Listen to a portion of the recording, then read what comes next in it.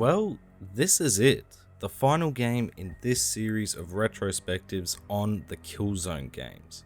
We've gone through the absolute highest of highs and the lows of this series, but now we're here. Killzone Shadow Fall, a launch title for the PS4 releasing in November 2013, and a game that for many was their introduction to the Killzone series. Now, as I've stated in previous retrospectives, I didn't get the PS4 until 2015, and so I had to look in from the sidelines as to what reception Shadowfall would garner, and it wasn't great. Killzone Shadowfall needed to be a game in this series that made people converting from Xbox to PlayStation feel like they had missed out on something the previous generation. And it just wasn't that. I did hold out hope that maybe it was a game the fans could appreciate though. And so once I got my hands on the game in 2015, I went in excited to resume the war against the Helghast. Unfortunately, I was left bitterly disappointed once the credits had rolled, and I haven't picked the game up since then. This feeling of disappointment though is why I love making these retrospectives, because I'm more than willing to give a game a second chance in the hopes that maybe I just wasn't in the right mood back then, or through hype I had let myself get carried away, or even that over time my own dislike for the game has become overblown. So contrary to what you may have thought, I was actually excited to boot up Killzone Shadow Fall today. And now that I've finished replaying the game, I'm here to say Killzone Shadow Fall is somehow both better and worse than I remembered. How is that possible? Let's begin and I'll explain.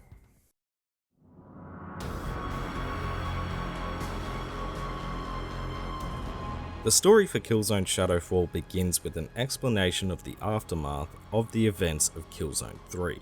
The mass detonation of Petricite rendered Helgen uninhabitable. This event led to the ISA granting refuge to the Helghast survivors on Vector, allowing them to colonize half of the planet, which is now dubbed New Helgen. This settlement led to a massive security fortification known as the Wall, being constructed to separate the two civilizations from one another, as there was still resentment towards each other that is carried over from the previous war. The game begins a couple of years after the wall's construction during a time of forced relocation of Vectans out of New Helgen.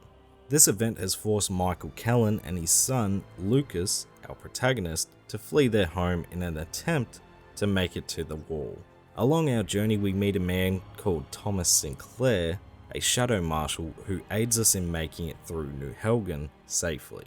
Just as we reach the wall though, Helghast forces spot them, and whilst pleading for his son's life, Michael is killed in front of us. But before the Helghast can get Lucas as well, we are saved by Sinclair, as he promises to take care of us. We see some brief moments of Lucas progressing through the Shadow Marshal's Academy, and resume the story as an adult, and now Sinclair's right-hand man. Lucas let himself get captured by the Helghast as part of some investigation, and is being brought back across the wall as part of a prisoner exchange for a Helghast agent. It's through this exchange we briefly meet Echo, the Helghast agent who we'll see more of later, but also through Anton Sarek, the head of New Helgen's security. We see the same Helghast attitude we've grown accustomed to through the series, as he expresses his disgust towards the Vectans, believing it to be an insult to share a planet with them. Anyway, after the exchange goes perfectly according to plan, we return to see Sinclair, where we're told we need to go back into New Helgen and retrieve classified data. Once Lucas recovers this data and makes an explosive exit, the data we recovered sends Lucas to a classified research ship to destroy evidence of a bioweapon, which we do, and then it's on to the next mission. Once we arrive back on Vector, a massive explosion rips through the headquarters building, and through meeting up with Sinclair, a broadcast comes through from Vladko Tyron, the game's antagonist, I suppose? The leader of the Black Hand, a paramilitary terrorist group who claims responsibility for the attack. This act of terrorism leads Sinclair to send Lucas undercover back to New Helghan, with the rest of the Helghans now deported from the Vectan side to locate Tyron. Once we find Tyron, we learn that he is working for Stahl, who had survived the events of Killzone 3, and learn that Stahl and Tyron plan to use the biotech weapon that has been altered to target Vectans, and shortly after, Lucas is once again captured. Lucas is visited by Echo whilst captive, and he informs her of Stahl's plans to use the bioweapons to kill Vectans, which includes half-breeds like herself as well. Echo confronts her mother, Lady Hera Visari, for associating with Stahl and planning to ignite another war, but her displeasure is heard on deaf ears, and so she helps Lucas escape New Helghan and returns him to the Vectans in the hopes they will stand down. Sinclair ignores this request and is outraged Lucas trusts Echo so quickly. Instead, Sinclair orders Lucas to recover Dr. Massar, the creator of the bioweapon. But once we find the Doctor, it's too late, as the bioweapon is already in Stahl's hands, being prepped for use. Sinclair wants Massar taken into custody, but instead Echo kills her, and now Lucas is viewed as a traitor. So we team up with Echo to stop Stahl ourselves and descend onto Helghan. Once we arrive on the surface of the destroyed Helghan, we confront and kill Tyron, warn Sinclair to abort the attack, which he doesn't listen to, and Stahl activates the weapon, destroying the ISA ships. Through this chaos, we are separated from Echo and reach Stahl alone, seeing him strapped to life support, looking like death. Stahl begins to talk to Lucas before abruptly being shot by Sinclair, and quickly shoots Lucas as well. As we die, Sinclair claims that this bioweapon now under ISA control, the Helghast threat can finally end, and then apologizes to Lucas before killing him. And that's the story of Killzone Shadow Fall. Just kidding, classic fake out. The last bit of the story sees us take control of Echo as we sneak into Vector City and assassinate Sinclair before he can begin another war. And that's the story for Killzone Shadow Fall. Oh boy, where do I even begin with this one? This story is just all over the place. First of all, the game's premise, to me, doesn't make a whole heap of sense. We destroyed the planet of Helghan, but instead of sending the Helghan refugees to another planet, we give them half a vector. I get the whole mantra of keep your friends close and your enemies closer thought process, but evicting your own people to house those who are rightfully resentful that you destroyed their home planet just doesn't make logical sense, especially if you're just going to erect a giant wall between the two civilizations anyway.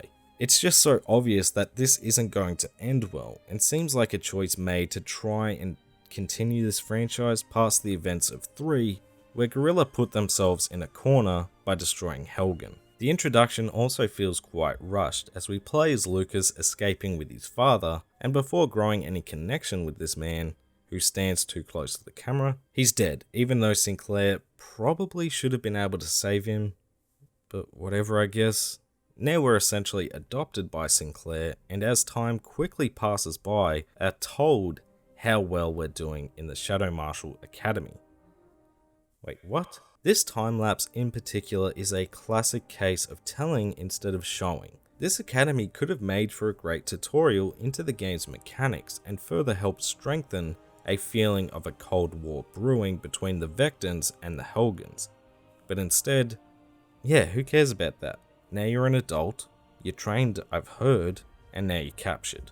This all just feels rushed and leads to the player controlling Lucas, but never really caring about him because we just haven't been given enough information or seen enough to care. And so when our conflict begins with Sinclair and he ends up killing us, again, I just didn't care. This isn't just the case for Lucas though, as Echo feels like she has the potential to tell an interesting story. Being a half-breed, meaning either way this weapon is used, means she's dead.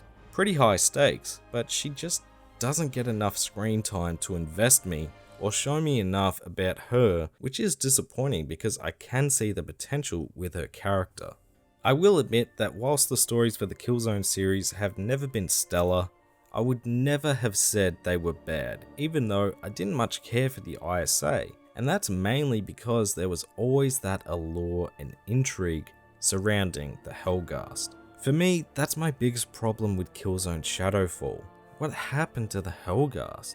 There has always been an obvious villain in the series, whether that be Visari, Radek, Stall, and Orlok. The problem here in Shadowfall is there just isn't enough focus on any of the villains. 1 minute it's all about Tyrant, then it's Stall, then Lady Visari is briefly in the picture, then Sinclair becomes a villain, and it all just leads to none of these characters having enough time in the limelight.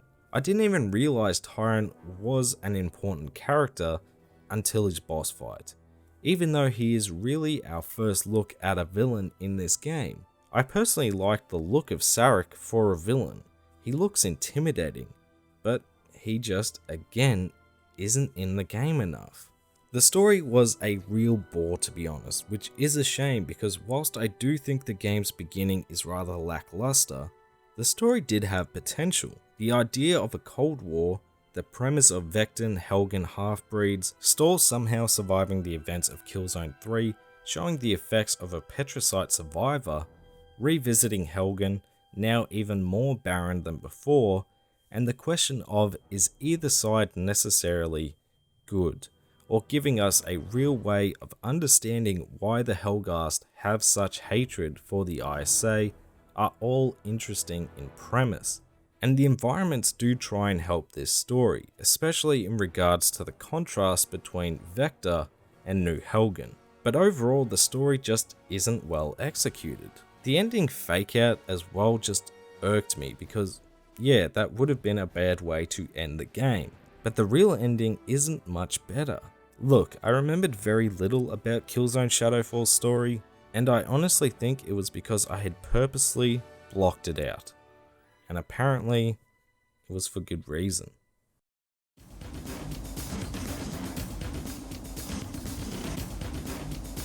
As much as I've just ripped into the story, I feel the need to be positive right off the bat in this segment, because I don't think Killzone Shadow Fall is this god-awful game. In fact, I found the gameplay on the whole to be a lot of fun, and a big reason I wanted to keep playing the game. Killzone Shadow Fall feels just right in terms of controls. This is a big deal because the previous entries never quite got this aspect nailed down. The first game felt awkward and sluggish. Killzone 2 felt unique and quite heavy, which I enjoyed but definitely wasn't for everyone. Killzone 3 in turn, trying to fix Killzone 2's heaviness, went a little too far the other way in my opinion, and did feel like just another FPS at times. Killzone Shadow Fall for me has the perfect balance of speed and weight. The best way I can describe how this game feels to control is weapons do have a good, hefty feel about them, but it doesn't hamper your movement speed. This results in weapons feeling like you're actually holding something and have a good feeling of punch about them, especially the shotguns. But moving around the environment or going from shooting to melee feels more fluent. This simple change may not seem like a big deal, but balancing a sense of weight and speed is not easy to pull off, as we've seen in the rest of the series, and this balance was something that needed to be achieved with Shadowfall opening up the gameplay loop a bit more.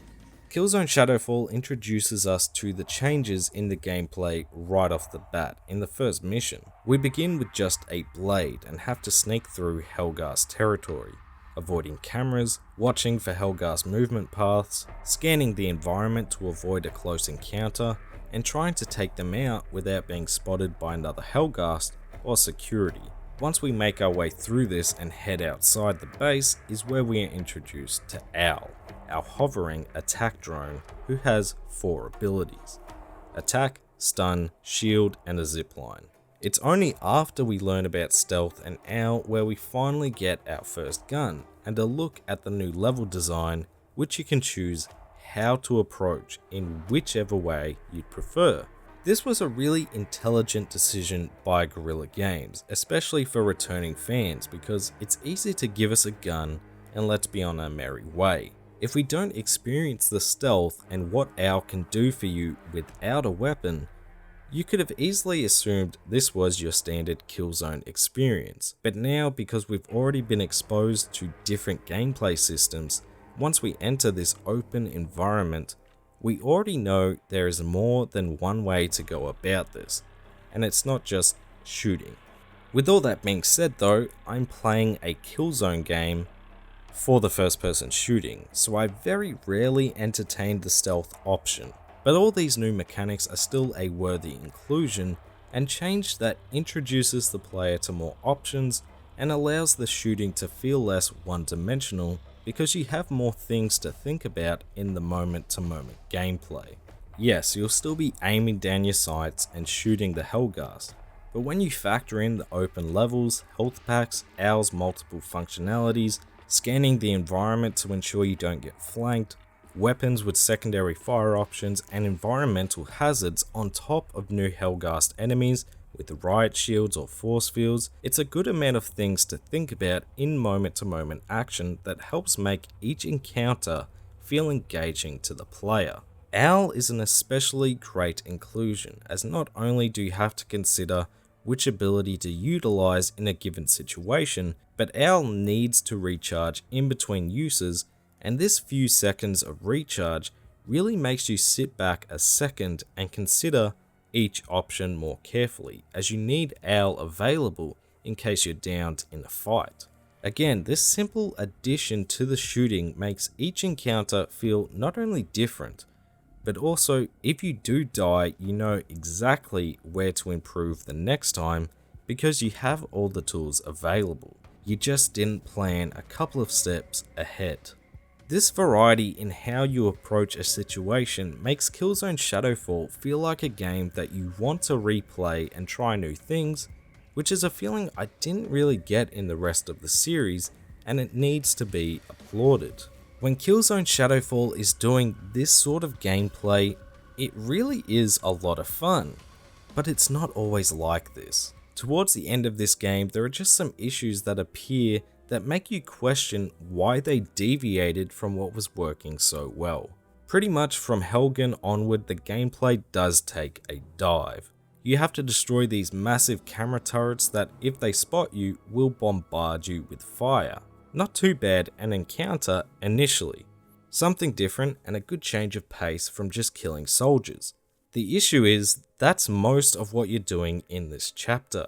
It just repeats itself, adding more and more you need to destroy, and just feels so copy-pasted, because how you destroy these turrets doesn't change.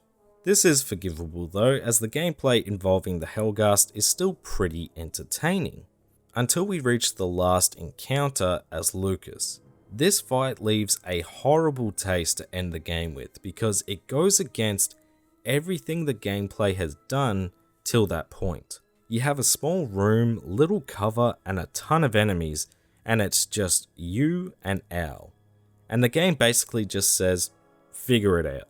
This encounter is incredibly frustrating because if the area itself was more open, or the enemies had less variety or volume, this would be manageable. As it is though, I found I need to camp the middle and hope the enemies funneled in one by one, which isn't satisfying at all, as you just sit and wait and sit some more. Now, I was playing on the hardest difficulty, and maybe with a few extra hit points, this encounter would be less of a ball ache. But I didn't find any part of the game to be a problem until this fight, as it changed so much about what the game had done so well. It was this encounter that left such a bad taste in my mouth that once I had finished the campaign, I quickly thought, yeah, that game sucks. Which is a shame, because looking back on it, it's really a good time for a lot of the time. It just shows how important it is for a game to finish at least on par with the rest of the experience, because you can forget the positives when the game doesn't finish that way. On the whole though, Killzone Shadow Fall is a really enjoyable playthrough. The improvements to the controls and how it feels to play, the options on how to approach most levels, and letting the player go at their own pace, the meaningful additions to gameplay, and a great feeling of replayability all overshadow the copy-paste objectives and that dreaded last fight. The gameplay for Killzone Shadow Fall really surprised me. It was much better than I remembered it being.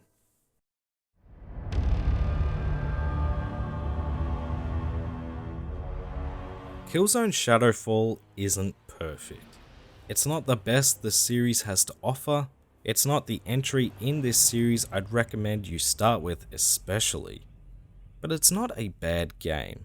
The story is incredibly disappointing to revisit as a fan of the series, don't get me wrong, and I really just wanted to tune it out. The gameplay though is a great time, again for the most part. There is good fun to be had here in Killzone Shadow Fall. I just wish the later portions of the game were as strong as they were in the beginning. Would I recommend this game though today? Not as your first time playing the series, but if you know to ignore the story, which sucks to say because the series had so much intrigue surrounding it. But if you ignore that and are just looking for a fun first-person shooter on the PS4, then yeah, you could do worse than play this game. It does hurt me to know this is the last time we've seen the series though, and I do hope that one day we can get a game in this series that sees Killzone finally put all the pieces together. There is something special about this series, and I just hate to see it end on such a meh note. But until that day comes, this concludes the Killzone retrospective series.